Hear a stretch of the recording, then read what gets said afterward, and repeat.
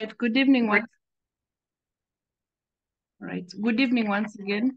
My name is Dr. Linda Kemunto. I'm the treasurer for the Kenya Medical Association. I'll be your moderator for this session.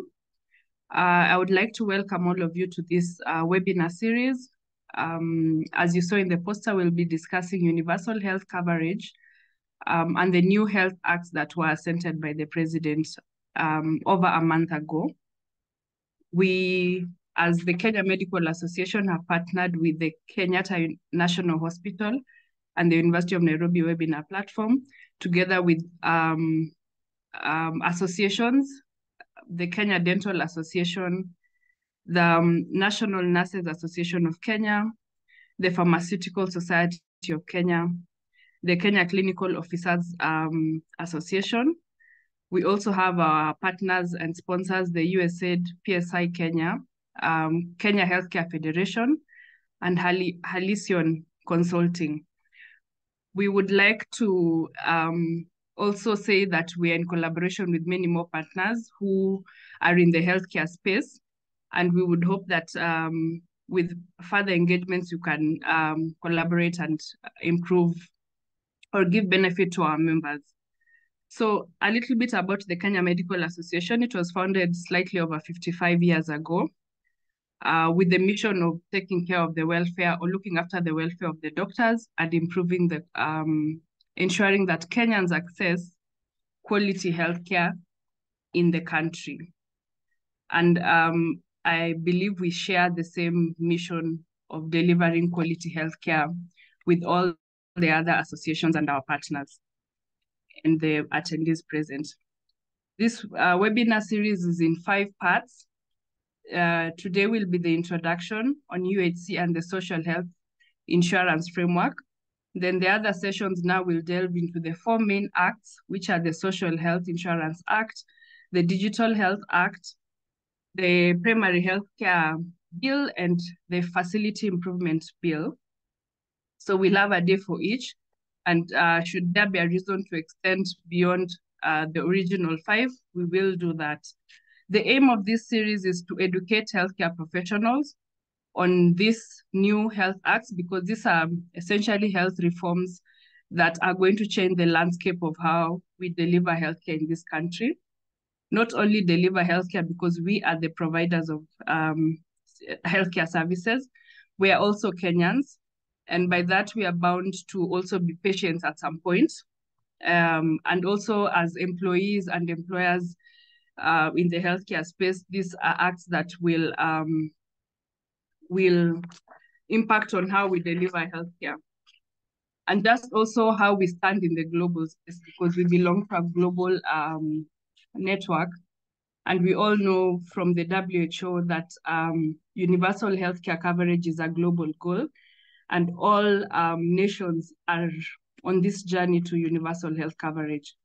Today's panelist is mainly experts in health financing and the drafters and custodians of the new bill, the people who've been working behind the scenes to deliver this the 4 acts, basically. We will have a candid discussion, and we want to know from the experts why there was a need to have new bills and acts in place, why we needed new regulations, and how these new regulations will impact us in our day-to-day operations. CPD points will be provided to the healthcare professionals that are accredited from their respective organizations. The emailing list has the details. We have a question Q&A box. Kindly enter your questions there. Keep the questions short and simple for us to be able to relay them to the panelists. And we'll also be having a look as we go. We would also appreciate feedback. The chat can be used for other discussions or comments, but the Q&A, we can limit it to just questions for the panelists to answer. Again, thank you and welcome to this webinar. So we are going to just start straight ahead from introducing the panelists, which you can see from the screen. We are going to have Dr. Thuranira Kaugiria, who's the technical lead health executive in the Office of the President. We have Dr. Elizabeth Wangia, who's the Director Health Financing at the State Department of Medical Services, Ministry of Health. We have Dr. Abdi Mohamed, who's the chair of the Kenya Association of Private Hospitals. And we have Dr. Mulongo Mike, who is a health financing specialist. And we will, the speakers can introduce themselves further if there's things they need to tell us about themselves, but we are going to just start right ahead with the discussion. And I would like to direct this question to Mulongo to start us off. Maybe from the start, we need to understand what is this universal health coverage? What does it entail? What are the basic tenets of universal health coverage? We know, when the president speaks or politicians, when they talk to us about universal health coverage, it's always about healthcare being free. And the question we need to ask ourselves is healthcare truly free? We have in this country, we have free primary education, free maternity services, and now we are on a journey to universal health coverage. What does this universal health coverage mean to us? Over to you, Dr. Mulongo. Thank you very much, KMA and the conveners of the meeting today. And thank you for the question. It's a pleasure to be part of this conversation. You ask about what universal health coverage is. And I mean, from the theoretical side and the aspiration of the same is that really universal health coverage should be really all persons, all people should be able to access health. And it's just a full range of quality health services that they need, when they need it, where they need it, and without suffering financial hardship as they seek for that care.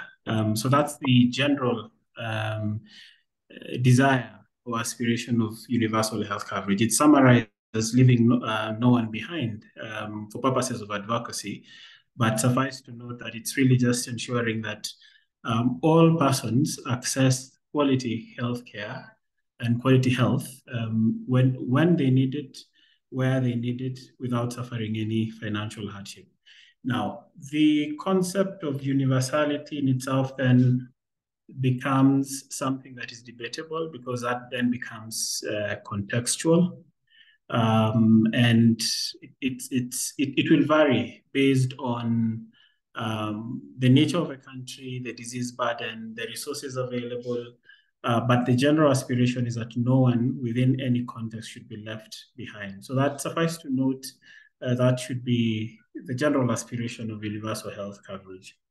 The other question that I think needed some reflection is, so why is it a priority both globally and locally?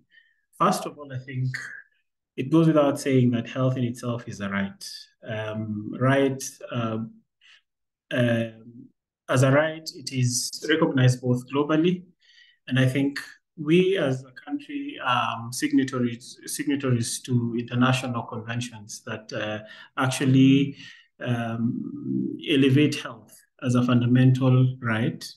And for instance, the International Covenant on Economic and Social and Cultural Rights, that all the state parties should guarantee that everyone should have or should enjoy the highest attainable standard of health, mental and physical health. And that also is replicated in our constitution locally, I think Article 43, that again guarantees that every person has a right to the highest attainable standard of health. To that then, it becomes an obligation of the state to ensure that all state parties and all state organs not only observe, but also respect, protect, and promote this particular right. That's the first thing. Health is a right, and that's why it is a global priority. Number two, it is an important anchor to sustainable development. And how so? It's essentially, you will not achieve global development, regional development, or even nationwide development without individual health, because It is the individuals that drive the economy. It is the individuals that drive productivity at country level, at regional level, and at global level. So to that extent, if you want to guarantee sustainable development at both local and global level, then it is important that health becomes an anchor and a priority in that conversation. I will pause there because I know there will be a lot that perhaps I need to unpack around the principles of UHC, but I'll allow Linda, in case there's any comment or question before I address the tenets of UHC. Over and thanks. All right, thank you, Dr. Mulongo, for highlighting what universal health coverage means and the principles that, it's not just saying it's free healthcare, but just a solidarity movement where everyone can access healthcare. I would like to move to Dr. Wangia, who works at the Ministry of Health. And as we all know that UHC is a global goal, and so is it a national goal. And over the years, we've conversed over what UHC should look like. We have tried in the previous regime. In fact, before the previous regime, I think a few years back during the Kibaki regime, there was an attempt to have a social, to convert NHIF to a national social insurer. And perhaps that was maybe in the 2000s, the earliest attempt at UHC, though it wasn't called universal health coverage. And in the last regime under President Uhuru, there was an attempt to launch UHC. We had pilot projects, and this dream has been carried on with the current regime. So from the Ministry of Health and also from your experience globally and locally, what is your opinion on how UHC should look like from the global perspective? What lessons have we learned from other countries and what we've tried before? And perhaps what are the best practices in achieving universal health coverage in your opinion? Over to you, Dr. Wangia. Okay, so thank you so much, Linda, and also to the KMA and KNH team for inviting me to share with you on UHC and also specifically on the social health insurance. I'll start by riding on to what Dr. Mulongo talked about regarding the entire goal, when you look at the goal of UHC. And the goal mainly looks at, provision of access to quality health services. And of course, the second aspect of it is around, financial protection. Basically, what that means, it's putting in place measures or strategies that will ensure that the population don't go into poverty while seeking healthcare. And with that, we know globally a number of countries have really tried and attempted, of course, and let me say even succeeded in the journey towards UHC and of course through a social health insurance model. But one thing I can say is that this is not a destination, it's a journey. I would give an example, like it took Germany around 127 years to say that they have fully gotten into social health insurance and of course basically universal health coverage.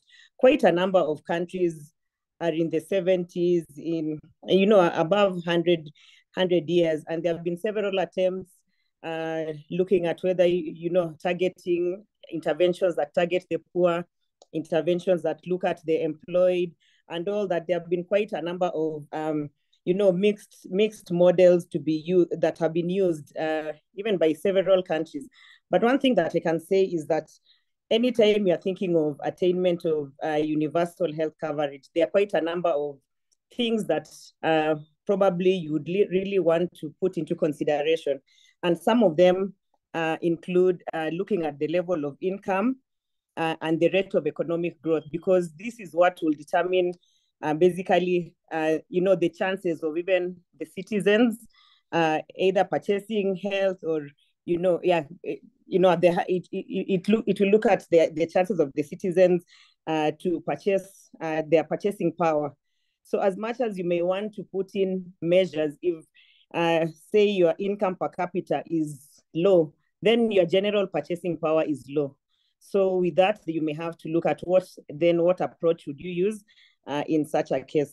Then sometimes you may also want to look at the structure of the economy. For instance, our country is largely informal sector. 80% of the citizens in this country are informally employed.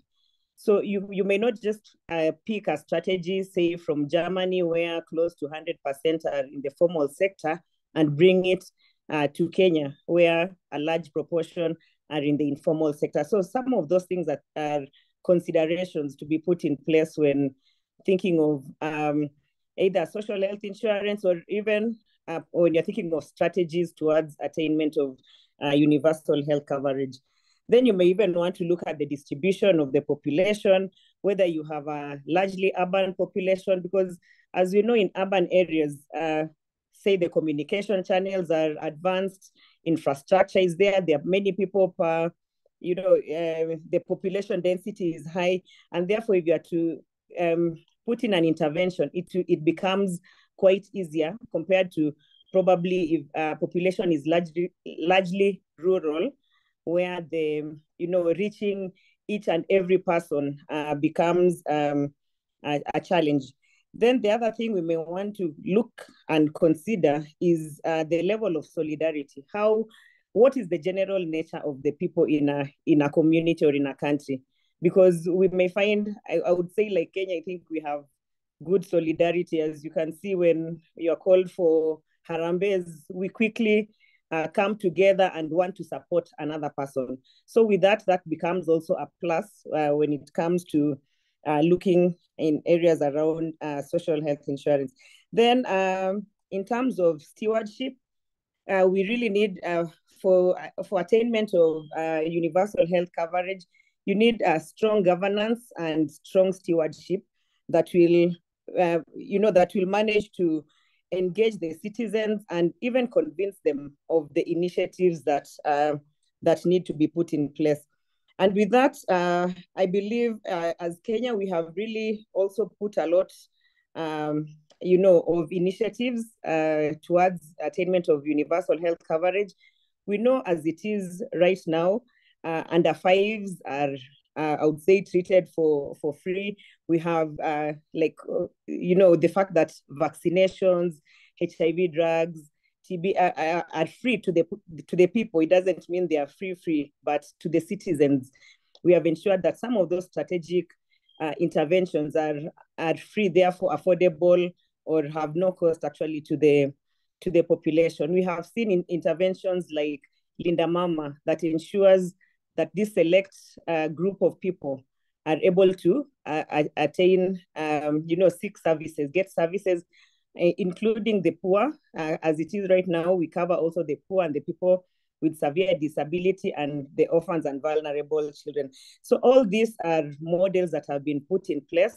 We know that even within primary level facilities, which is the dispensaries and health centers, the services are, I would say, free, so to speak. So some of these initiatives are what the governments over the years have put in place. So what we do is that you always, since it's a journey, there's always an incremental, interventions need to be actually incremental, and of course, learning from previous approaches to attainment of UHC.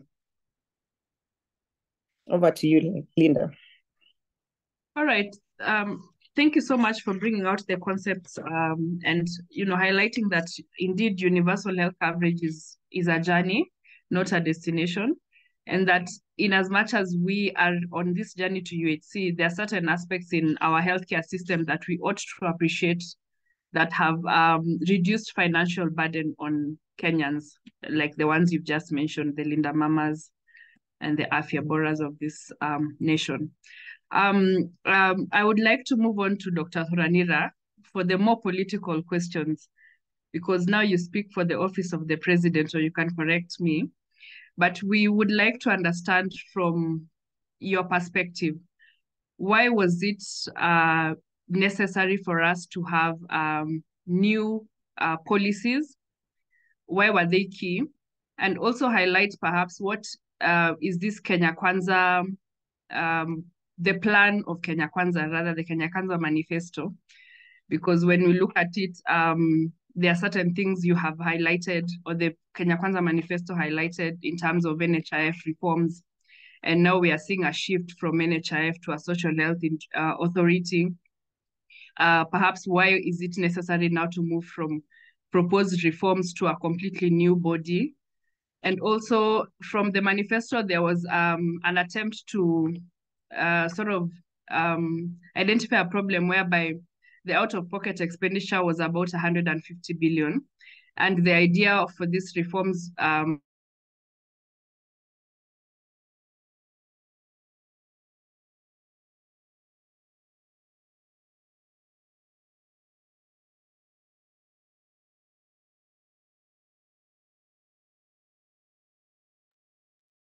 Did we lose you?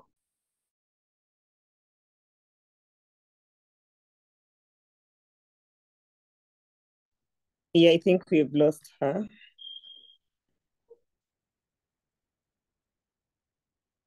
Dr. Thuranira, I think you were able to capture a bit of the question. So Yes, maybe yes, I I'll have. allow you to take the floor. Okay, thank you very much, and thank you for the opportunity. I'm happy to be back. I remember when we started this UONKNH webinar platform when COVID struck. So my name is Dr. Thuranira. I'm happy to be here as a panelist, seeing my colleagues, seeing people we worked with, seeing people we have worked in journey. So I wanted to answer that question with a small presentation, and I would request, sorry, I'm traveling, so I'm not able to project. So if anyone can project my slides, Brenda, if you have them, kindly project the slides. Then I quickly rush over them. There are like 10 slides. So while at it is the Kenya Kwanza plan for health started being drafted in December of 2021. And the team was formed up in February, and I've got the opportunity to work for it. We did the plan and we came up with a manifesto. What you see out there is just a brief summary of the long document that we developed. So I work in the executive office of the president as one of the presidential advisors. I'm the technical lead health. I work with Dr. Moy. Dr. Moy is a health economist, lecturer in the University of Nairobi, and he's here listening in. So next slide. So in our plan of delivering universal health coverage, we picked 4 pillars of healthcare, and the 4 pillars are summarized in the next slide. Digitization, human resources for health, health financing, and commodity security. Next. And as such, we decided the plan is to deliver an essential benefits package that has both, with focus on primary healthcare, which we call Afya Nyumbani, started as Afya Bora Mashinani. Now it's Afya Nyumbani. It is based on a community level service and facility-based service.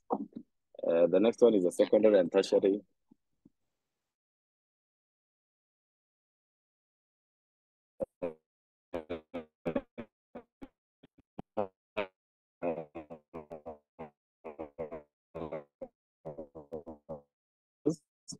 Sorry, somebody is trying to that hospital. You can hear me? Hello? Can you hear me? Yes, we can hear you now. Thank you. Then we decided to add on ambulatory services, that is ambulance evacuation and emergency services, and then last expense. Next slide. The shift is to do more of primary healthcare, not neglecting curative services, but now to focus more on a primary healthcare-based approach, which what I'm showing here is a financing model. The primary healthcare, which shall be provided at a community level, a level 2 and a level 3 shall be tax funded. So we are used to saying that we want a tax funded healthcare system. So we have been able to convince the the political class and the decision makers that we need a tax-funded primary healthcare. Then the level 4, level 5, level 6 shall be funded under a social health insurance, what you commonly call NHIF, but a social health insurance. Upon depleting your cover, you can use a chronic illness and critical illness fund. As you know, all know, Article 43(2) of the Kenyan Constitution provides for the right of every Kenyan should get emergency services. And as such, that article of the Constitution has never been operationalized. 13 years after that is when now we come and create the emergency fund, anchor it in law. Next slide. So the primary care approach next. We are focusing more on a primary care, it's a primary care approach, which will be preventive, promotive, comprehensive, integrated, based on primary care networks, where a group of several facilities, level 2s and level 3s, form what you call spokes that converge in a hub, which is a level 4. And you have heard a lot of talk about primary care networks, and there shall be sustainable financing for these, factoring in the different models of vertical programs that have been there. So the next slide is just to give a summary of what a primary care network is. And so community level provision of service shall be provided by community health promoters. These are the commonly known community health workers that you are used to. They were there. They're offering services voluntarily. That's what they were called, either community health promoters, or volunteers or workers. But this government made a commitment in the manifesto to recognize them, to give them a stipend and to equip them. And as you have seen, how is 100,000 arrived at? We assume that Kenya, we are 50 million. Being 50 million, an average family size is 4.5, between 4 and 5. If you use 4, that's 12.5 households. If you use 5, those are 10 million households. And if one community health promoter covers 100 households, then it's 100,000 community health promoters. Of course, there are those hard to reach population. There are people in diaspora. We have people in urban centers, especially where Linda lives, where we cannot reach her, and several other people here. Next slide, Ken. So the next slide just shows the formation of a primary care network and how facilities are organized. Several level 2s, level 3 facilities based on a catchment area converge at a hub, which is a level 4 facility, taking care of a population of 150,000. And 150,000, now you create a primary care network. This seems to be more at a sub-county level. And once you bring in both private facilities, government facilities, and faith-based facilities, they all provide care. And as such, we are going to map them into a primary care network. Next. After that is how the primary care network shall work and how it is formed. There shall be multidisciplinary teams, but more importantly is a governance structure of primary care facility networks, where you shall have representatives from the MDT team, community. You need community involvement, so you need community to be there to map how services shall be procured and services shall be. The decision of services that shall be bought on based on the disease burden and the needs of the community. Shall have a representative from government, that is the sub-county health management team, representatives from faith-based organizations, representatives from private facilities, but more importantly, representatives of the donors, because they tend to do a lot of activities there. We avoid verticalized kind of programs, but we go to integrated kind of programs. Next.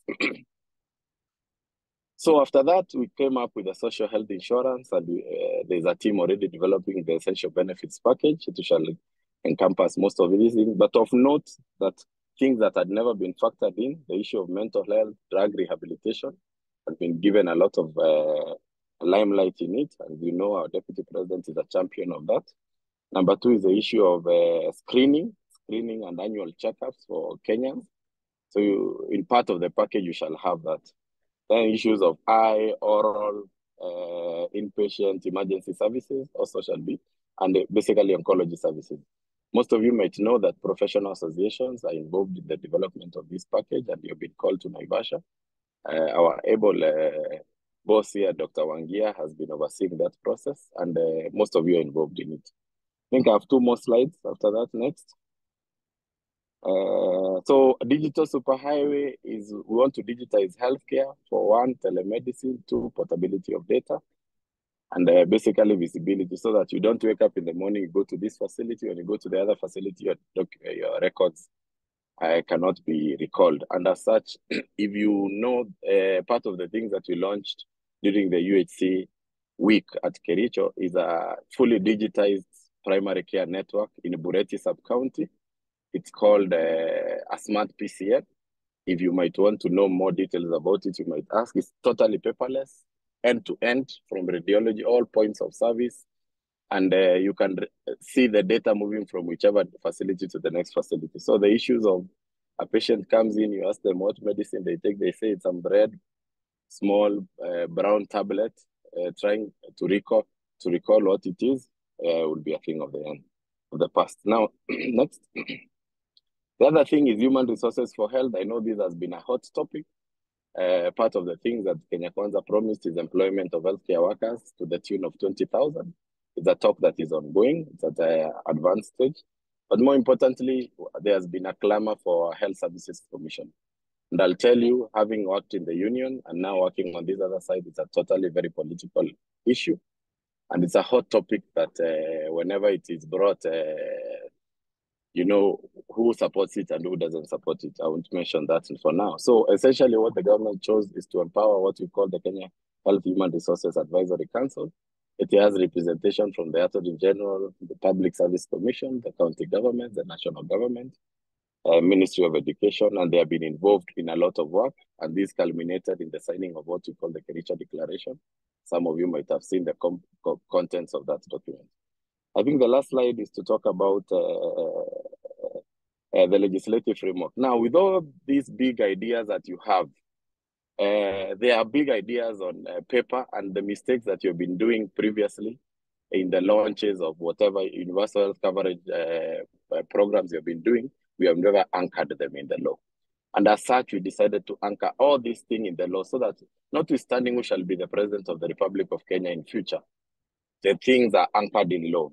So first, we start with the Primary Healthcare Act of 2023. Kindly let's stop calling them bills. We moved past that. The moment the president assented them into law, they became acts of parliament. So Primary Healthcare Act that provides for reorganization of the healthcare from community to level 3 and clearly stipulates the sources of money, hence tax-funded, publicly funded primary healthcare. It is not contributory.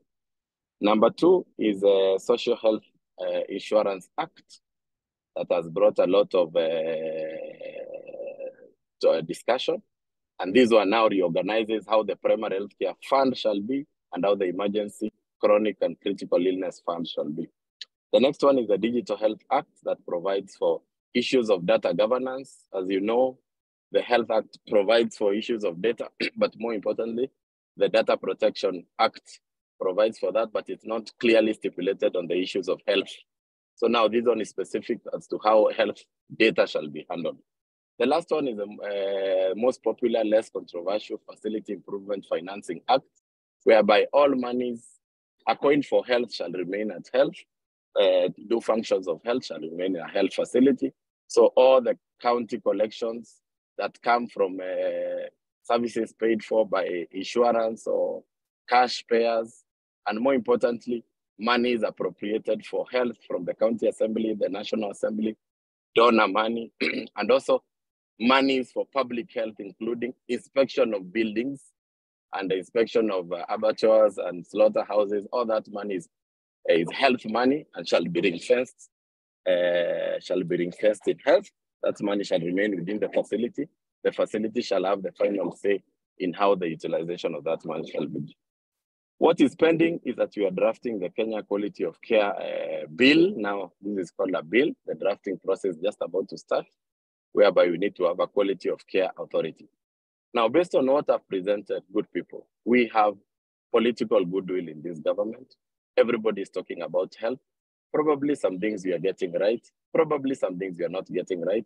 I'll assure you that this is one of the governments I have interacted, probably worked under the previous regime. I have worked in this regime. Probably we have more political goodwill than we had previously, and this is the time to take advantage of what we're getting. I think probably my last remark before I follow, because my network is really bad and I'm moving, is that all I'm encouraging you people is that let's interact with these bills. Let's read these acts of parliament. Let's read everything that is out there. Let's not criticize for the sake of criticizing. I tend to see us colleagues posting things out of ignorance, and I feel very bad. It is good to read. Lastly, we know there's a court injunction. We acknowledge that there's a court injunction against the implementation of the Social Health Insurance Act. Yes, the lawyers will do their business. There's no good thing that comes without a fight, so we are prepared for it. The lawyers shall do their work. We shall move on. But more importantly, that the social health insurance regulations have been drafted, they have been advertised, they are out there for public participation. The process of public participation is normally like this. The bills are advertised for a minimum of 2 weeks. It's you to take them, read them, understand them, and write your comments. That's number one. Number two, there shall be forums of engagements, whether on TV or on radio, in hotels where we like saying eating mandazis and sausages. And we shall engage, and all your comments shall be factored in. It is good you criticize. It is work that has been done by colleagues, not only doctors, clinical officers, nurses, but all cadres of health. The technical working groups are people amongst us. People have been drafting these things, are brains within us. They are not foreigners, they are not Tanzanians, they are not Ugandans, they are Kenyans. So as you criticize your work, our work, just know it's work that has been generated by part of you and your colleagues. So participate in public participation, and let's do that. Thank you so much, Linda. I think I've taken so much time, but I just thought I should share that. Thank you. And that's my last slide. Thank you. All right. Thank you, Dr. Thuranira, for highlighting the roadmap to the Health Acts as per the Kenya Kwanza manifesto and what we are doing. And the last ending is, you know, a rally to call us to solidarity, perhaps maybe a bit harsh, but I think you can look through the chat box, all the panelists, and see the questions people have. Just a follow-up from some of the questions posted, because we might lose Thuranira along the way. So I think I would like him to respond to some of the questions before we proceed. There's someone who asked about what mental health and rehabilitation frameworks are there in this current act. I think that has been answered extensively. Another comment from one of the participants, they're saying that the UHC and the journey to UHC is actually a good thing. However, the strategy seems a bit incoherent. So I don't know if it's incoherent because it's not being, the information is not being cascaded well. Dr. Thuranira has also encouraged us to read, so I don't know where it stands, but that's just feedback. There are comments on immunization, and there's a looming pullout of the Gavi who have been supporting immunization, which is a basic primary healthcare service. I think this question maybe Dr. Thuranira Rwangia can answer. Are there strategies in this current PHC Act to ensure that even as our global partners pull out on some of these essential services, that we have money ready to procure vaccines and have our population vaccinated? And another question that is asked, this one is to Thuranira perhaps, what is meant by tax funded? You know, every time Kenyans hear tax funded, now we are about to, you know, want to leave the country because we're already suffering a lot of taxes and levies. So there's a question there to clarify, what does tax funded mean? Are we going to be taxed more, or there's already money there, or where does the money come from when you mention tax funded primary healthcare, critical care, illness? And then the last question to Thuranira is the idea that this social health insurance is pulling or having a solidarity where we are pulling the vulnerable populations and ensuring they access healthcare. But then it may seem that the people carrying the biggest burden are people with on a pay slip because they are the easiest target in terms of generating resources. And what do you have to say about that? in as much as they're talking about equity and pulling everyone up, the people perhaps at the top may want to also have some form of equity also in their benefits. And linked to that is the question of the civil servants cover, where people have this act, the SHI Act has specifically said there will be no fragmented pools or enhanced schemes. I think I leave it at that. Thuranira, you can give your comments. Then Dr. Wangia, you can answer the Gavi question. Linda, I would really feel bad if Abdi doesn't talk before me. I still have, I think Abdi can say his comments first, then I answer the few questions I can. He's a guy I really respect. No problem, no problem. In that case, then we can proceed to the other questions, but keep the questions in mind. So as we move along, it's the first time you're seeing the entry of private sector into this social health insurance, in our government-funded insurance, especially in the from all the way from PHC to the level 4-5. We're seeing that private sector will have a stake in this social health insurance and also in the delivery of primary health care. So Dr. Abdi, feel free to comment on the previous questions, but the direct question I have for you is, how do you think public-private partnerships in this social health insurance will enrich the process? And the question on perhaps some of the participants is, how or why should private facilities be included as providers in the social health insurance? For those who've read, there will be no discrimination between private and public facilities. So as the representative from the private sector, we would like to hear from your perspective why this entry is important, and is it a good thing or a bad thing? Over to you, Dr. Abdi. Thank you, Linda, and thank you, Thuranira.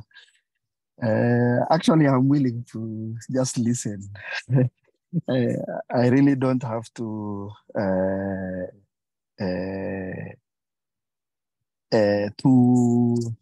speak. But if I am supposed to answer on some of the things or the questions that you have even asked to Thuranira.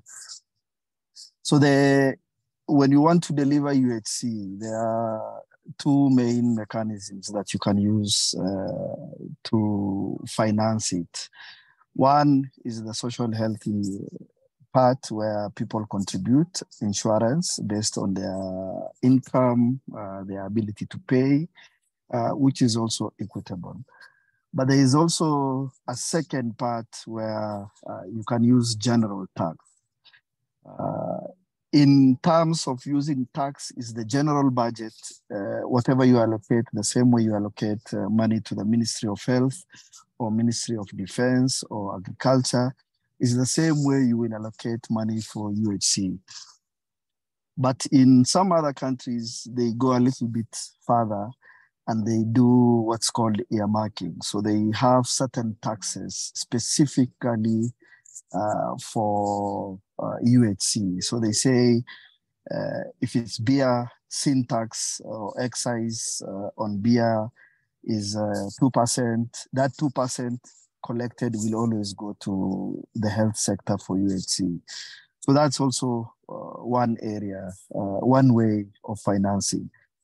In this Social Health Insurance Act, what the government has tried to do is to use a mixed model so that you don't burden the general population specifically to remove for health out of through social health insurance, but also to assign some part of tax from the general collection for UHC. So that way, the burden of financing the benefit package is not left alone to the population. And that helps also in increasing the benefit that you would like to give to the public. The reality is that there's no amount of money that's enough for you to provide health 100% to the way people would like it. there's always certain things that you will have to forego. There are certain things that you have to prioritize. So basically, there is no enough resources to say we are going to give 100%, because you need to keep in mind that you have to continue training the human resource required to deliver. You need the infrastructure required in terms of facilities. You need the equipment. You need the medication. So there is no enough amount of money that you can say this is the right amount for you to deliver. And also, you are not even guaranteed also that whatever amount that you are putting in is enough. The outcomes that you are getting gives you is equivalent or cost benefit wise is appropriate. When it comes to private sector, I think it's Obama who said once when he was talking about women in leadership and having in higher positions. And I think it's when he came to Kenya. So when you remove half of the population and you say it's only men who can hold these positions, what basically you are saying, you want to play a football match with, instead of 11 players, with 5.5 players. What do I mean? The private sector, both faith-based profit and non-profit making, contribute almost to 50% of care that's given in this country. So there's no way you can say we want to push out the private sector and deliver services. You will fail. And it seems this government has learned from the previous government. The reason why the 4 pilot counties, and I've seen that question was being asked, what happened in those 4 pilot counties that were done? The 4 pilot counties failed because government at that time tried to provide UHC in public facilities only. And what they have done is they did what's called input financing. So they were providing drugs, reagents to facilities, to public facilities. What happened was there was an upsurge, an uptake of those services. And the next thing that happened was counties withdrew their own budget. So you overwhelm your facilities, then service delivery becomes poor, and then the public now get dejected and they move away. The other issue that came up was because you are doing input financing, if you take one example, one county, it has around 100 to 150 to 200 facilities. In that 150 to 200 facilities, you will find in each of the laboratories in those facilities, it has 2 or 3 different glucometers. So if you are doing input financing, you can imagine the nightmare of trying to buy reagents, glucometer, the strips for 500 glucometers in those facilities, or 1,000 glucometers. You have no scale of negotiating. You have to look for each of the different glucometer strips suppliers to give you that kind of, to buy. So now imagine going step by step, hemogram machine, move next, move next, move next. Then you realize that is also impossible. The other thing that happened during that time is the people who used to pay for NHIF now stopped paying. So there was a drop in contribution to the social health insurance, which also means the only people who dropped are the informal because theirs was voluntary while the formal guys were mandatory. So that also meant less money for NHIF from those 4 counties. So with this current system, I wouldn't say it's perfect, but it's the best so far of what we can think of, that it will be able to address most of those challenges, most of those failings, by pushing the idea of output financing, so that you deliver services, and that's now when you are paid, whether you are public, private, mission, so that the choice is with the patient, and the patient is every Kenyan, so that they have that ability and the freedom to say, I would like to go to this facility, and this is what I want. These are the kind of services that I want. And that is the reason why private has been put on board and be able in terms of to deliver the services. Because when you remove the private, what basically you have done is you have removed access. Yes, you have provided the financing, but now you have limited the access. So it's a sort of a zero-sum game. You haven't helped in any way, because when there's no access, you will keep your money, and the patient is not benefiting in any way. I hope I have tried to answer the questions as much as possible. Yeah, and I see why Dr. Thurandira wanted you to speak first. So Dr. Wangea, there's a question for you, but just hold it there. I think just for continuity of this discussion, the big question then becomes, what is the difference between NHIF and the social health insurance in this, in terms of access to services? What services can be accessed and where? We've tried to also show that, or Dr. Thurandira has also shared that people can access services from primary healthcare, but perhaps we can still highlight further where people can seek services and what are the expected benefits. Will it be better than the current NHIF, this social health insurance, and the other funds in the Social Health Insurance Act? Then how much resources are we expected to pull? Will these resources be enough to manage our healthcare needs, or we'll get to a point where we pulled resources, the resources are still not enough to cater for the health of the population? And also, what are the differences in processes? Perhaps like, I saw a question on sort of registration. So maybe take us through the process of this new social health insurance fund and how different it is in terms of processes, all the way from registration to the claims process. Just giving an highlight, because we will delve further into this discussion on what the differences are in our next session on the actual act. Dr. Wangea, I think you can take that and just highlight the key differences in terms of NHIF and the social health insurance. So thank you very much. I've put my video on. I saw a comment that the panelists are in the dark. So anyway, thank you for that question. I know we have another session. This the part 2 of this webinar will really dig deeper into the social health insurance, but just allow me to give you some differences.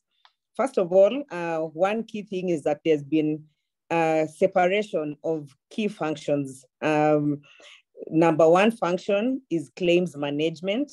Within NHIF, this was one of the things that were being done, but when you look at the Social Health Insurance Fund, the function of claims management is separate. The development of the benefit package is also, will also be, it's actually separate. This one will be done by the Ministry of Health, of course, in consultation with the Social Health Authority. Looking at who exactly contributes. I know within NHIF, the contributions were actually mandatory, but there were no initiatives that were clear initiatives to make these contributions mandatory. And I know it's been, there's been a lot of, you know, for lack of a better word, hulabaloo around people not being able to access key government services. There's one I saw just yesterday on marriage certificates and, driver's license.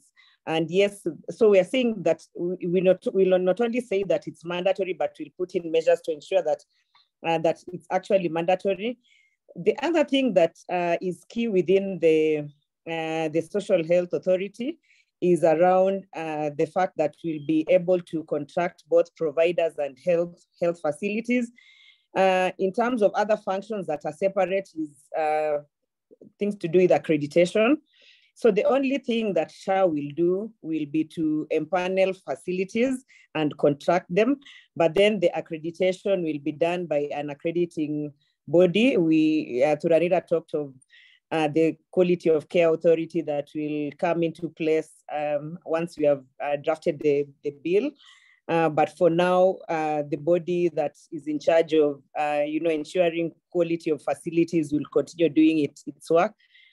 There is one thing that is really emphasized within the Act, which is digitization of the processes. We have said that the processes will be digitized as much as possible, right from registration up to claims management and payment, just to ensure minimal user interface and, of course, trying to curb system generated fraud. The other thing that is quite key is in terms of clearly outlining the explicitness of the benefit package. Many times people could ask, and I remember it was more of an FAQ around what exactly am I entitled to under NHIF. People could post, you could see posts or questions around, is this covered or not? But in this process, we are saying we have really outlined explicitly how we will, the process that, in terms of the development of the benefit package, and actually within the regulations, the benefit package and the tariffs will be posted. So in terms of, reducing, in terms of increasing transparency, both the benefits and the tariffs, I would say like the prices, will be posted within the regulations. Then the other thing is around what Thuranira talked about in terms of looking at the individual. If I want to give an individual a Kenyan quality health services, then it won't really matter from where I buy those services from. And that's where the private sector comes in play, where we'll be contracting even at primary care level, both the private and the public facilities, so long as the Kenyan is able to get quality services. And finally, in terms of reimbursement, I've mentioned about the benefit package, and the benefit package reimbursement will be based on what we call a tariff. So if we say that it costs this amount to, to manage, say, what, maybe let me say delivery, to conduct a delivery, then that delivery, a normal delivery, will have a tariff. And irrespective of where an individual goes to seek service, that tariff will be applied. So if you go to Nairobi Hospital, we'll tell you as social health insurance, our tariff for delivery is 10,000, for instance. I've not said it's 10,000. And it will take away that, that notion that was there before, that yes, people within the informal sector, the ones who contribute more, yet when they go to a health facility, they're only paid bed only. This time we are not doing bed only. We are saying every condition, every intervention will be based on a tariff, and that tariff is the one that will reimburse on. Of course, there is what we call provider payment mechanism. So we'll also agree together with the key stakeholders on how these provider mechanisms will be. And that one is more of, are we doing fee for service, like a fixed fee for service? Are we doing case-based? Do we do capitation? So all that will be determined, and we will pay based on that tariff, irrespective of the, irrespective of this, where the service is offered.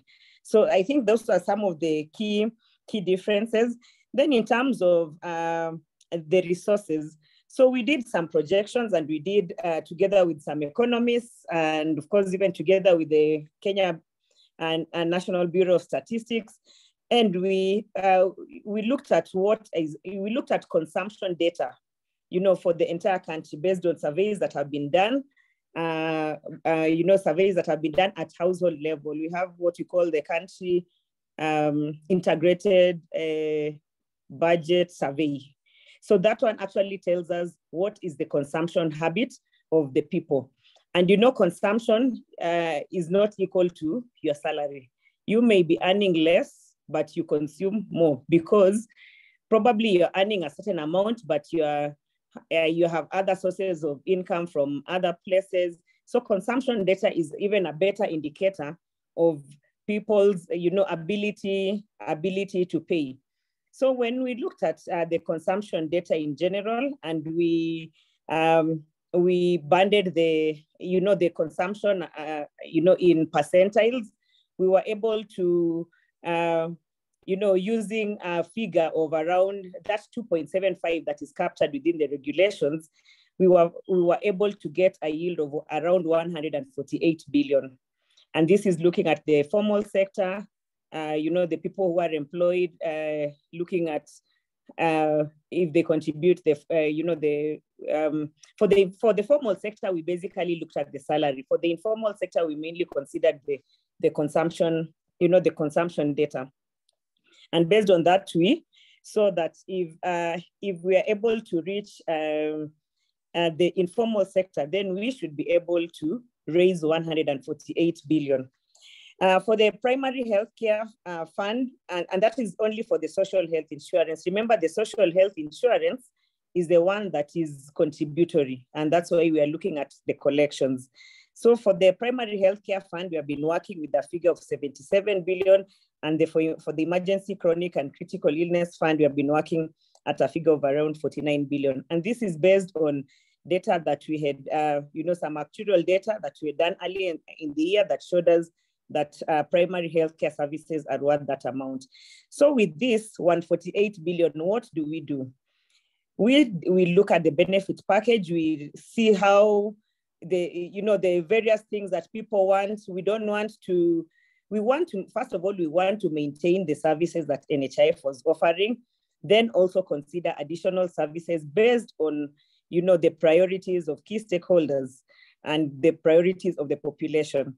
So looking at that, then we need to be realistic and say, with our 148 billion, we can only afford 1, 2, 3 services.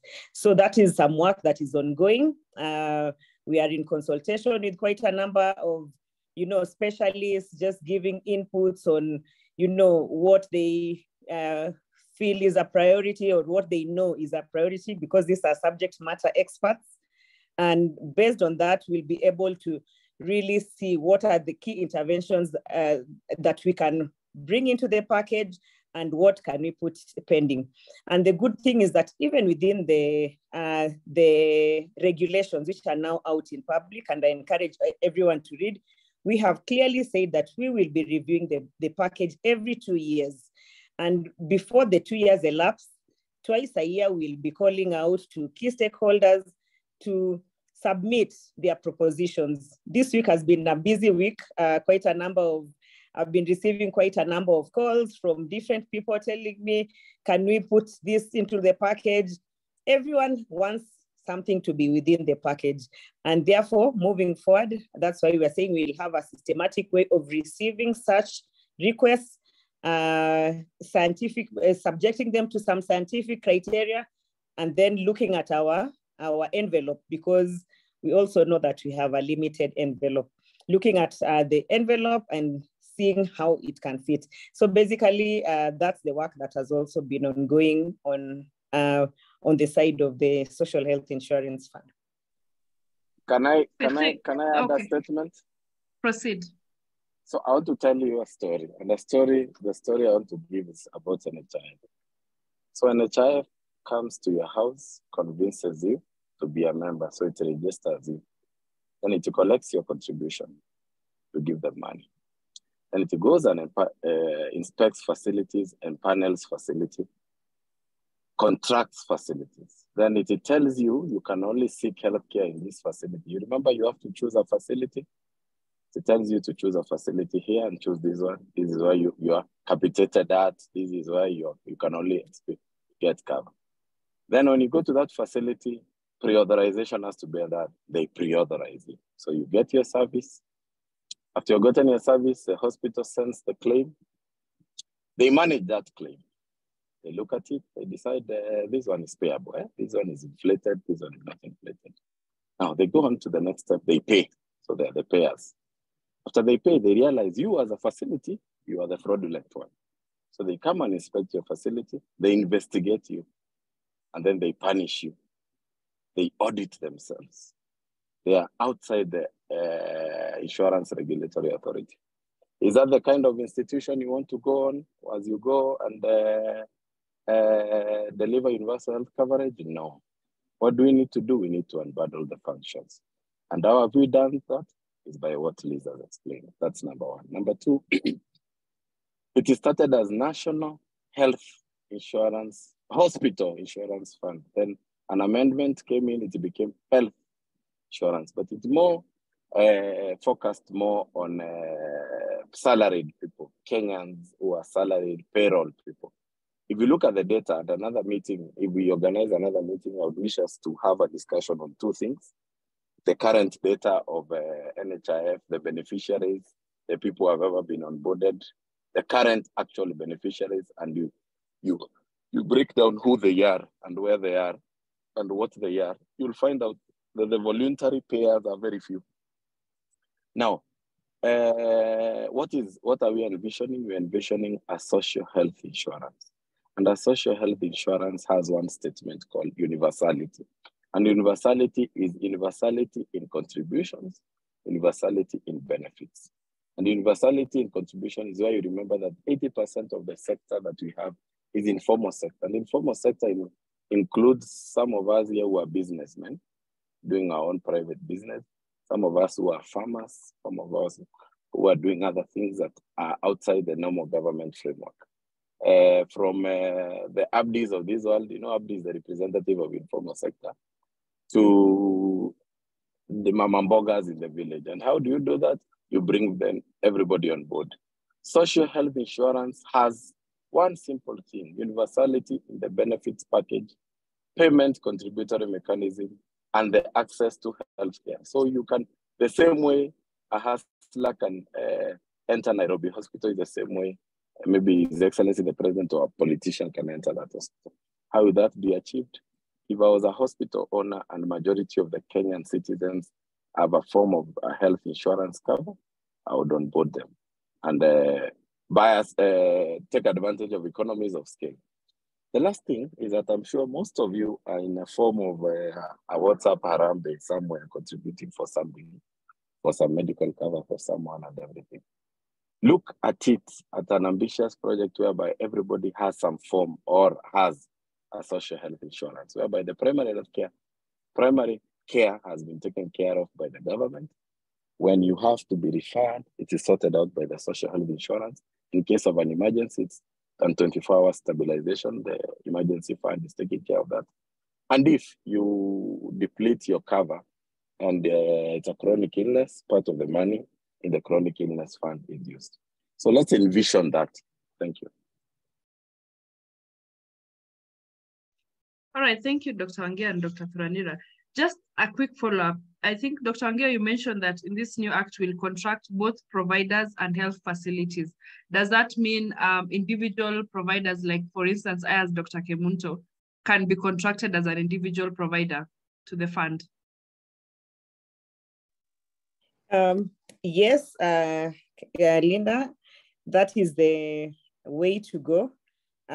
Probably initially we may not start with that, but an act is for, it's for posterity. Let me just say that.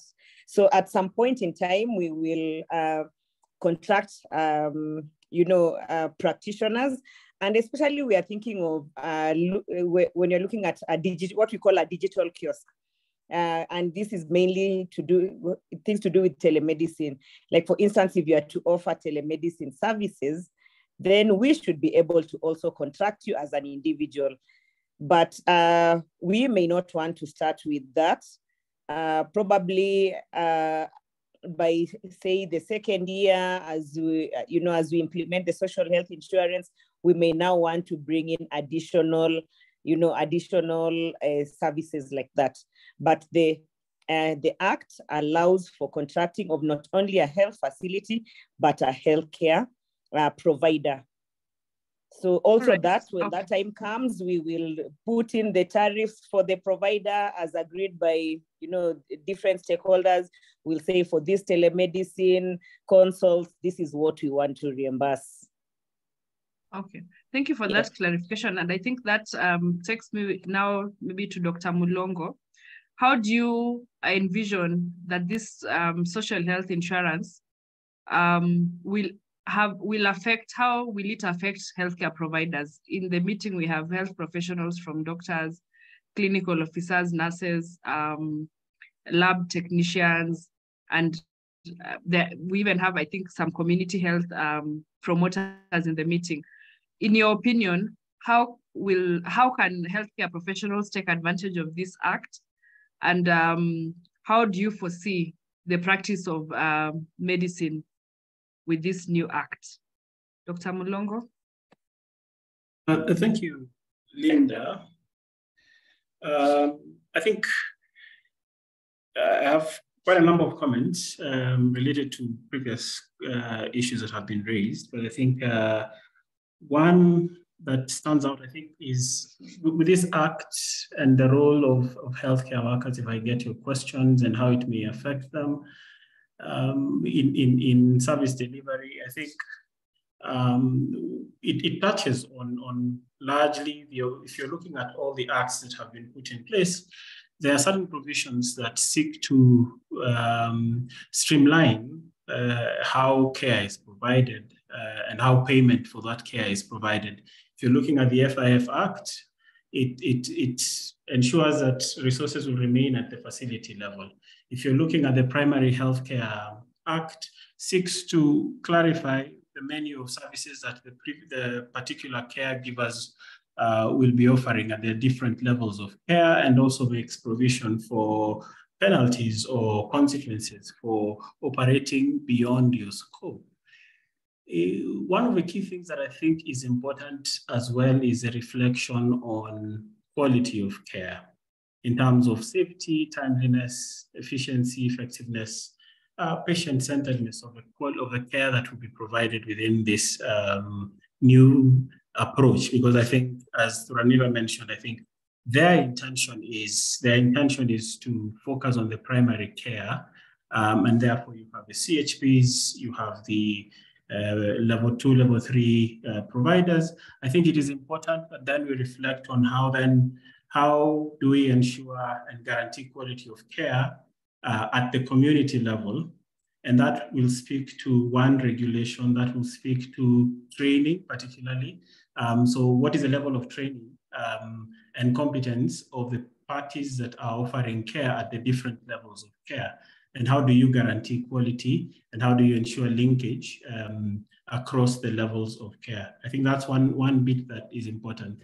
As far as the Social Health Insurance Act is concerned, and the impact it may have, I think it is worth reflecting on a number of issues. Number one is the equity component. For instance, the provision that there are those who will not access care simply because they have not registered, or they do not have the evidence that they are members of this proposed social health insurance.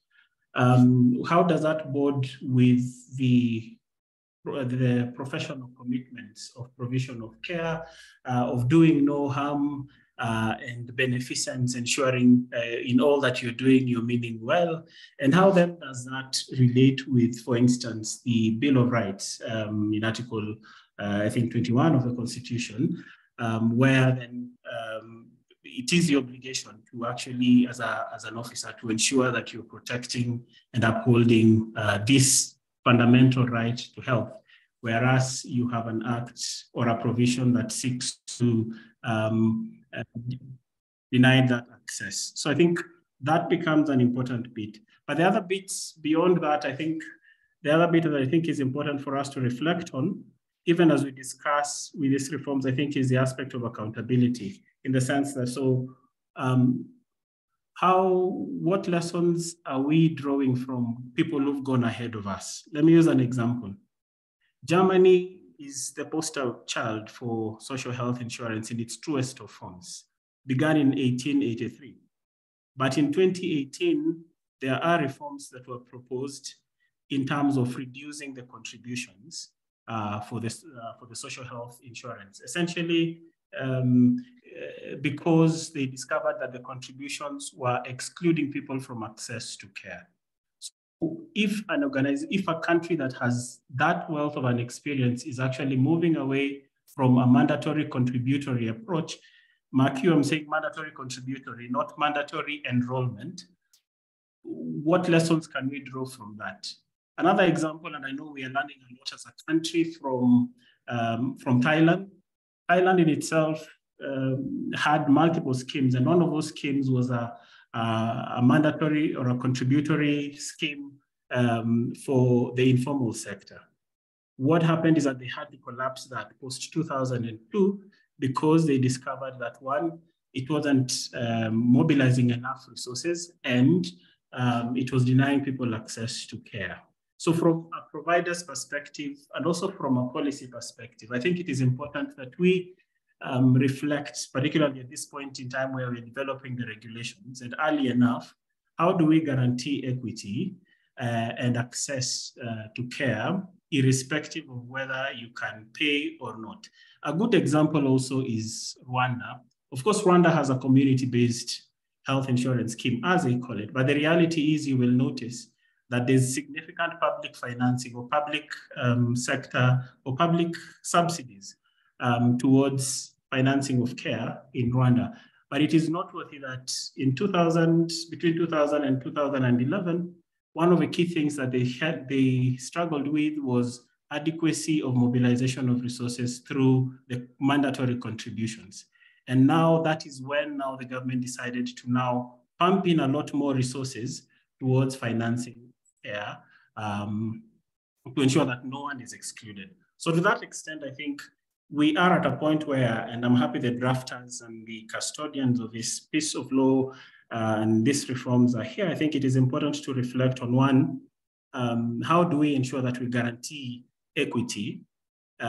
Because world over, there is significant evidence against contributory mechanisms, and then also reflecting on the reality that then, if the Constitution in Article 43 provides that everyone is entitled to the right to health, highest attainable standard of health, and a subsidiary law seeks to exclude them from that by virtue of either having or not having a certain registration, as it were, then doesn't that make the process unconstitutional? And so, as you asked in terms of now, how does this impact service provision? I think those are some reflections that we must have in terms of, one, how do we guarantee equity? Knowing that, for instance, if you're looking for the contributory approach, particularly for the social health, you are targeting only 20% of the labor force, because we know 80% are in the informal sector. And therefore, accessing them becomes a challenge. And the other conversation around this is, there's a suggestion to use means testing to determine who is able to pay and who is not able to pay. The question is, the resources that you will use to do that, to run the nationwide means testing, how often will you do that? Because I may be able to pay for the insurance today, but who knows what will happen in a year's or in a few months' time. So how often will you be doing this? And how much resources are you going to be using to do this means testing? would that then be better channeled towards just providing that care? Because anyway, one of the key things we're noticing, whichever way we choose to call these schemes as they are, whether the social health or the community-based, successes that we are seeing world over come from schemes that are largely government-funded, schemes that then also appreciate the aspect of equity. So those are some of the key things that I think are important. And then also it is important for then the drafters and the policy makers to reflect on what risks do they foresee as far as these new proposals are concerned, and what are they putting in place to ensure that they manage that. And finally, speaking still on accountability, I think it is important to reflect on public will. As has been mentioned, and Thuranira has mentioned this, I think Abdi has mentioned this as well, that we are in a dispensation that perhaps we are seeing more political will. But reforms world over, whereas they are driven by political will, they are also sustained by public will. So to what extent are the critical stakeholders, whether it is the private sector providers, whether it is the counties, whether it is the patients, to what extent have they been involved, and are they being involved in these reforms towards guaranteeing ownership, towards guaranteeing that spirit of public participation, so that then again, it is not just public participation for the sake of doing so, but it is meaningful public participation that actually gets the voice of the stakeholder onto the table. I will stop there for now, and thank you very much. All right, thank you, Dr. Mulongo. And we are coming to the tail end of the discussion. Thank you, participants. We have over 1,000 participants, and the Q&A box has over 100 questions. So I will try and lump some of the questions together for the panelists to answer. Kindly answer within a minute or less, because I'm just going to pick about on the direct questions. So there's there are many questions on public participation, and many are asking how can they participate, in what forums will they be able to participate, perhaps in the regulations, and also perhaps why. Some are asking why they were not asked to participate before the bills were acts. I think, I don't know which panelists would want to take that up. How public participation is undertaken or has been undertaken in this bill and acts. Can I? Yes, sure. So the law is very clear on the aspect of public participation, and several judgments have been made on the issue of public participation, and several things have failed based on public participation. Now, for the 4 acts of parliament, the phase of public participation ended. And while normally public participation was supposed to be done by the parliamentarians, what we did is that the Ministry of Health, being the originator of the bills, conducted their own public participation. The National Assembly conducted their own public participation. Senate conducted their own public participation. So 3 different government entities, or 3 different entities did public participation. What kind of forums? Public participation is like now, we are just discussing the acts and what we expect. A forum, once the court process has been sorted out, we will come to a process like this where we'll come and explain to you people all we have envisioned in the regulations, just for knowledge sake. Then there will be several platforms for you to give feedback. If you look through the advertisement that was put out by the Ministry of Health, it calls for memoranda, individual, organization, groups, or whichever form of memoranda that you come and submit. Public participation can either be virtual, can be physical, or can be through written. You can write or oral submission. So different stakeholders would be called in. We have already mapped all the necessary stakeholders that are there: professional association, unions, employers, employees, patients, patient organizations and such. And letters are written to these people, because before you go present this thing to the committees of health of both houses, you have to, the first question they ask you, did you conduct public participation? and then you have to show them that you met the threshold of public participation. Unfortunately, there is no measure of what is adequate public participation or what is inadequate public participation. What might be adequate public participation to you might not be adequate to me because I was never reached, I was never called out. The same thing we say, different surveys are done by these opinion poll companies, and we disregard the opinion because I was not asked a question. So basically, all the professional associations are written to. I'm sure either most of you belong to a professional association, you belong to a regulator, you belong to a union, and they tend to receive all these kinds of letters, and their representatives tend to come. What you need to do is to channel your comments through them to come and present. Thank you. All right. Thank you, Dr. Thuranira. There's a question that is quite political. Maybe, I don't know, Dr. Abdi can take this up. How is this, how are these UHC acts addressing the issue of corruption? And to tie that in, there was a comment that people have had a very bad experience with NHIF previously, and perhaps that's why many would oppose anything that looks like NHIF or an insurance. So do you think these acts or bills, the insurances, sort out the issue of corruption in the paper? Dr. Abdi? Yes, thank you. Not that I'm a politician, that's why you have chosen me, but I will try and answer. There is something that we need to understand, that before NHIF increased the premiums, they used to pay only bed rebates. But after the increment of some of the premiums that they were charging from 320 shilling to 1,700, we have seen increased benefit package that have come on board. So it's not like NHIF was doing zero work. They introduced many things. If you look at in this country today, there will be very few patients who pay cash for dialysis.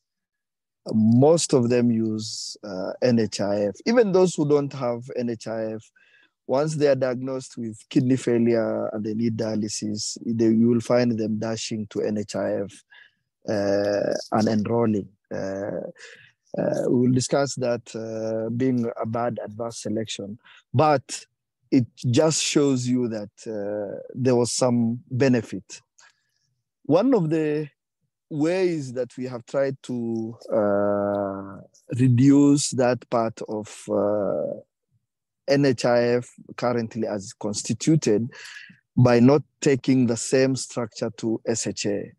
The reason why we have the many roles separated is to have checks and balances so that you are not the same individual who is registering people, collecting money, and paneling,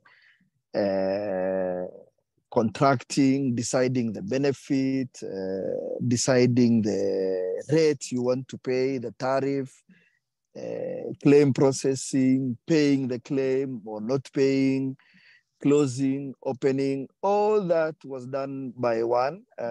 For the current new body, we have tried to put different entities doing some part of the work so that the individual is not all powerful who is at SHA. They just show up. They take certain instructions from different organizations. One other thing that we have put is a dispute resolution tribunal that will be able to sort out anytime you have an issue. But as you all know, that corruption is not something that you will just end because of the laws or because of the different checks and balances. So it's for all of us to participate. And the other thing that we have done is the transparency bit of it, which is, you know, your benefits, you know the tariffs that's going to be paid, and something that's published. It's not something that someone decides, it's under a table. So that transparency and that checks and balances hopefully will be able to minimize. I will not say it will cut it will reduce corruption 100%, but it will minimize that power that is concentrated in one individual. So I just wanted to add one more thing Mulongo talked about.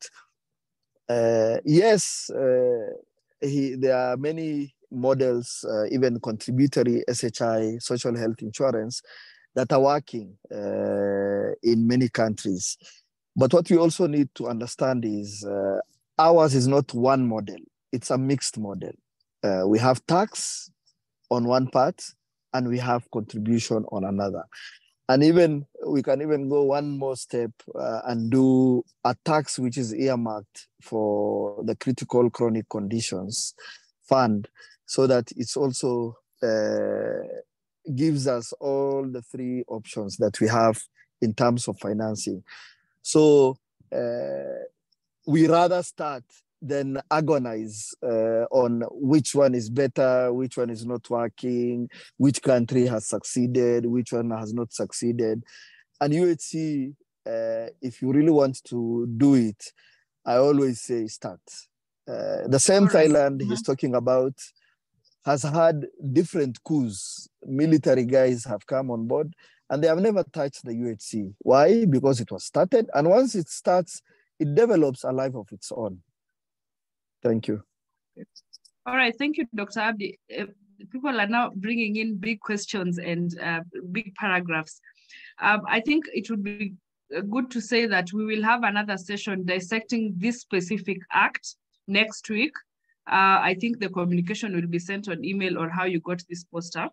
And some of the questions will actually be answered there. I've seen also questions on community health promoters, primary healthcare, how it will be delivered. There'll be another session on primary healthcare, so look out for that. Then also there are many questions on healthcare workers in terms of what are we doing to ensure we employ more healthcare workers to deliver this UHC. And I think maybe that question may be out of scope for this discussion, but I think going forward, those are questions that we can delve into.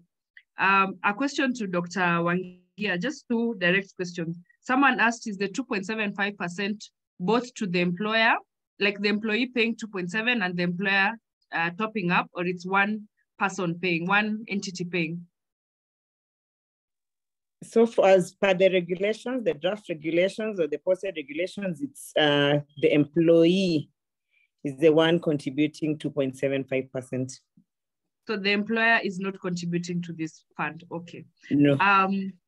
Then another question, why were enhanced schemes removed from this package? You can answer that in the shortest time possible. Enhanced scheme include the civil servant scheme, what the military people had, and many other county governments and all that. Why were they expressly removed from this act? Yeah, so first of all, NHIF had close to around 96 enhanced schemes, the ones that you know are just the few. And most of these schemes actually used to eat up into the overall, scheme, especially for the formal sector. So like for the police, they were doing over 100% of their contributions. So at the end of the day, they were basically contributing to, loss making to the fund. Okay, thank you. I think maybe that question can also be answered in the next session as well. Then there are many questions on the benefits package.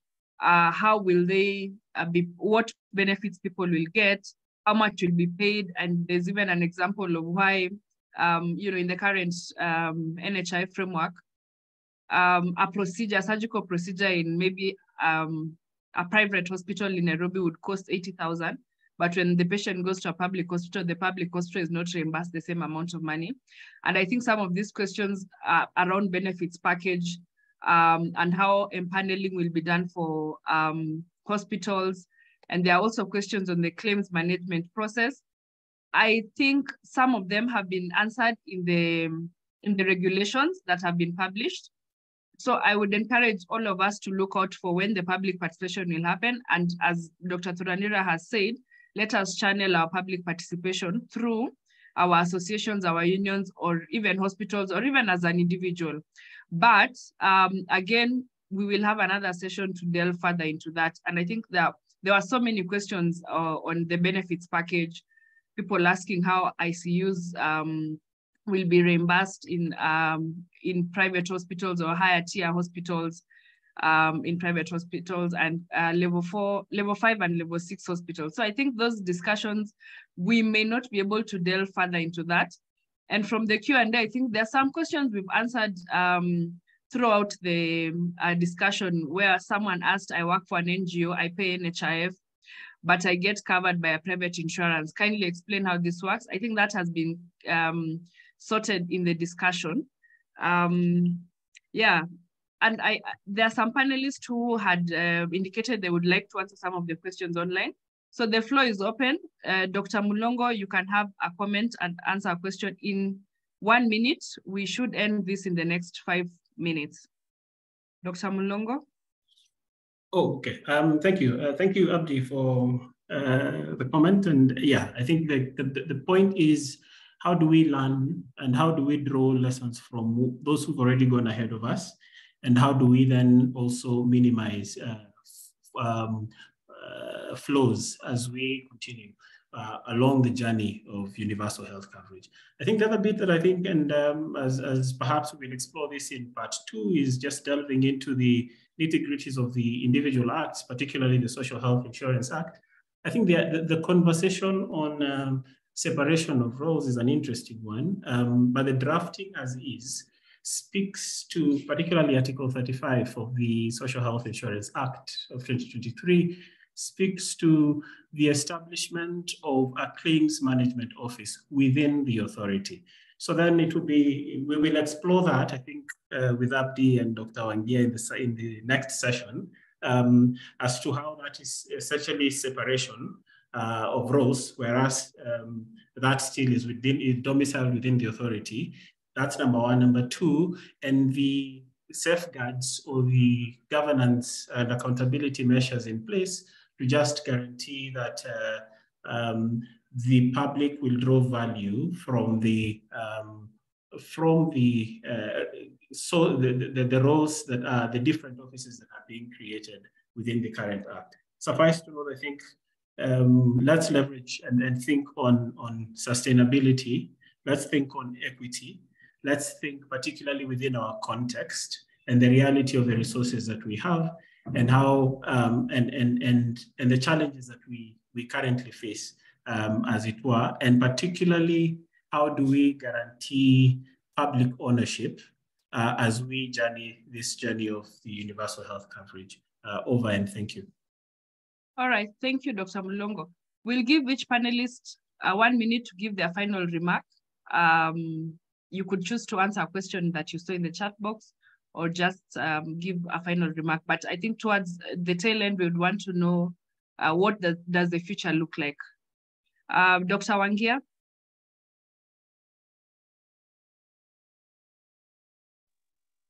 What does the future look like? Yeah, so yes. I believe anytime we are looking at universal health coverage in general, we want to look at expansion of the services as you expand you expand the service for the expanded population. So in the future, with streamlined systems, we should be able to, get more help out of the money that we'll invest, and therefore be able to constantly, increase the package, or, the services covered within the package. That's the future that I'm seeing. Okay. Dr. Abdi? Thank you. Thank you. I think there's one thing that I have seen from a data in terms of when dialysis was introduced in 2017 by NHIF. We had around 260 renal nurses. By 2022, we had 600 renal nurses in the country. So what does that tell you? It tells you that once you address the financing mechanism for any healthcare, then in terms of numbers of personnel, will always increase. One of the reasons why there are drops of people going to the West is because they managed to address their healthcare financing. And so the demand for healthcare workers will increase because there's no way you will be able to provide services if you don't have the human resource. So you will have to, even if you are a county, you will have to now employ because you only get reimbursed or paid for if you have people who are able to deliver that service. So for me, addressing the financing mechanism will automatically, in one way or another, will be able to address the human resource aspect because they go hand in hand. So for me, I see an opportunity to start because we can analyze these things 1,001 times. We can be skeptical.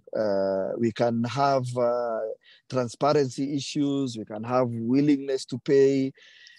We know we have a large informal sector, almost 80%. All those things are known. But you can only be able to move ahead is if you start the journey. Then be able and open-minded to adjust as you go along. And I think that is one thing that I would applaud the current government on in terms of listening, trying to understand what are the inputs or what is it that you think is a better idea than what's being proposed. So we just need to engage rather than be outside and complain. So let this journey not also leave us the same way when the Constitution was being made, that train left us. We have an opportunity to shape our destiny currently, in whichever way we would like to see these things happening. And we need just to put ideas and ways of doing things or how we would like things to be done. Okay. That's my input. Thank you very much. Dr. Mlongo, 30 seconds. Thank you. 30 seconds. One, it's a journey, and therefore we are starting from somewhere.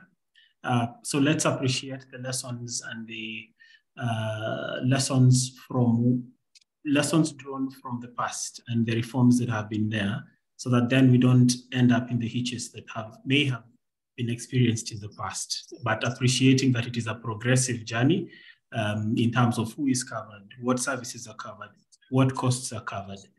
That's number one. Number two, in this journey, for us to ensure that then we remain relevant, it is important to remain inclusive and to remain open to learnings from within, learnings from outsiders, learning from our peers and those that are even higher, so that then we're able to have a very contextual journey, as it were. Three, and I think this for me would be the most critical one, is equity. As we enforce these reforms, how do we ensure that the very spirit of universal health coverage, of not leaving anyone behind, is upheld, appreciating that we live in a context where there are those who are on the fringes, either geographically, by income, by gender, by a spiritual, religious affiliation, or whatever kind that may be. So I think for me, the biggest block here would be how do we journey this UHC journey with equity in mind, even in the reforms as we make them. Thank you very much. Over. All right. Dr. Thuranira?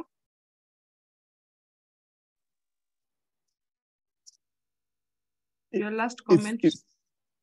If he is not around, I saw he dropped. I can add just one thing. The current contribution of NHIF has been the most unequal one. If you look at in terms of percentage of what people pay.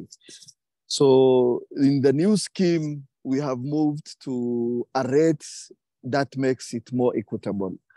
In the current system, we have different schemes with different benefits, some of them paying almost similar amounts or not, but some getting more benefits than the others. With the new scheme, the benefits and the tariffs are all equal, so that you don't have any sort of inequity. So I think those two we have tried in terms of making it equitable. But if there are better ways of making it even more equitable, that is a discussion that's open. Thank you very much. All right. Thank you all the panelists for participating in our discussions. Participants, most importantly, thank you. We had about 1,200 participants on the call. And as at now, we are at 800. We really, really appreciate your time. For the many of you who put your questions in the chat box, some of them panelists were able to answer. Some of them, they were answered in the discussion, and some may not have been answered. We really apologize that we could not perhaps keep this discussion longer to answer all the questions, but the panelists and perhaps the government is listening to all the diverse opinions put in the chat box, and I think our opinions can be taken into account. Housekeeping issues, CPD points will be provided by your respective professional bodies. That was sent on email. The recording will also be on YouTube, so some asked to be emailed. So there's a YouTube page called the KNH UN webinar. The recording will be there. And we'll also try and put it on the KMA. Kenya Medical Association also has a YouTube page. We'll also put the recording there. We would like to thank everyone for participating. From our panelists for taking your time. Some of you are on the road taking time in the evening. You should be home with your families. And also participants, we really appreciate all of you for taking the time to participate in this webinar. A reminder, this is a series. The discussion starts today, but it doesn't end today. We'll have at least 4 more sessions. One will be to dissect the acts individually, including the social health insurance. I feel like for this social health insurance, we probably need a whole day for everyone to dissect. And perhaps a word of encouragement to everyone that in as much as maybe all our diverse opinions may not be reflected in the act, I think we also have to appreciate that the teams that are working on these regulations and the work put in is for the benefit of many Kenyans. KMA also appreciates that we are here to support doctors and also other professionals. So should you have any questions or comments regarding this topic, you can channel it to us.